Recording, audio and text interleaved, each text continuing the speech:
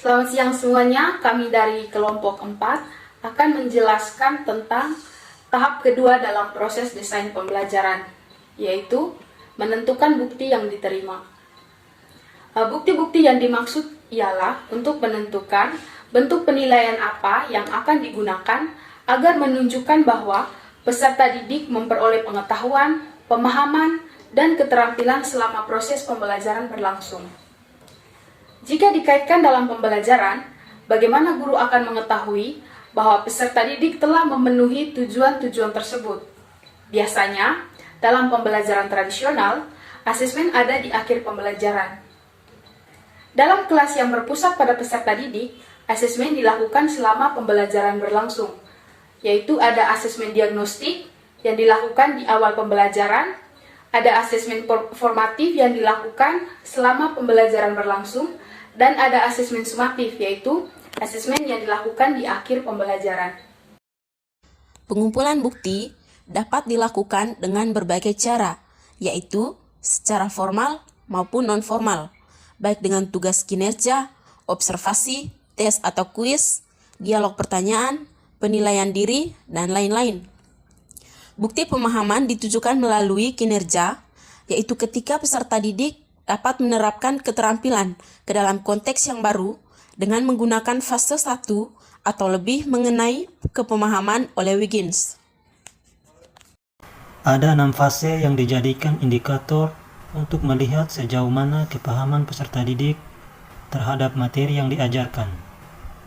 Keenam fase tersebut antara lain: A. Menjelaskan atau explain.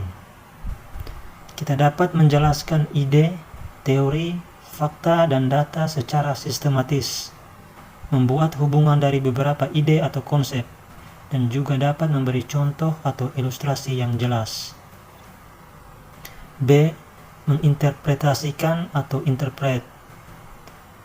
Kemampuan menciptakan sesuatu yang baru dari hasil belajar peningkatan pengetahuan, termasuk kemampuan untuk mengkritik, membuat analogi dan metafora, menarik kesimpulan, membangun makna, menerjemahkan, memprediksi dan menghipotesiskan, serta dapat menjelaskan cerita yang bermakna, menerjemahkan sesuatu dengan benar, mengungkapkan sebuah cerita ke dalam suatu ide atau kegiatan.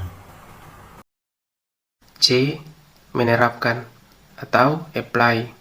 Kemampuan untuk menggunakan pengetahuan dan keahlian ke dalam situasi yang baru, unik, atau tidak terduga, termasuk kemampuan untuk membangun, membuat, menciptakan, melakukan, memproduksi, memecahkan, dan menilai. D. Perspektif atau shift perspektif, yaitu kemampuan untuk menganalisis dan menarik kesimpulan tentang kontras sudut pandang mengenai acara yang sama, topik, atau situasi tertentu, melihat dan mendengar secara kritis terhadap sudut pandang orang lain dengan melihat secara gambaran besarnya. Fase yang kelima adalah empati, yaitu kemampuan untuk bisa memahami perasaan orang lain, termasuk berpartisipasi dalam bermain peran dalam memahami emosi, menganalisis, serta menasihati sesama dan merasa secara sensitif berdasarkan pengalaman langsung. Fase yang keenam yang dijadikan indikator untuk melihat sejauh mana kepemahaman peserta didik terhadap materi yang diajarkan, di mana yaitu penilaian diri atau self-assessment, kemampuan untuk memeriksa diri sendiri dengan cara mengevaluasi diri, terutama dalam kapasitas untuk monitoring dan merubah cara berpikir terhadap peristiwa atau informasi, menunjukkan kesadaran metakognitif dengan menyadari apa yang tidak kita mengerti, merenungkan makna dan pengalaman pembelajaran.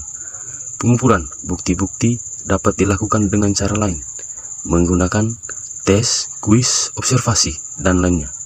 Kemudian yang terakhir adalah penilaian diri yang mengacu kepada keenam indikator di atas, dengan catatan mewakili semua fase pemahaman yang sudah ditentukan dengan menentukan bukti bahwa peserta didik telah mencapai hasil yang diharapkan.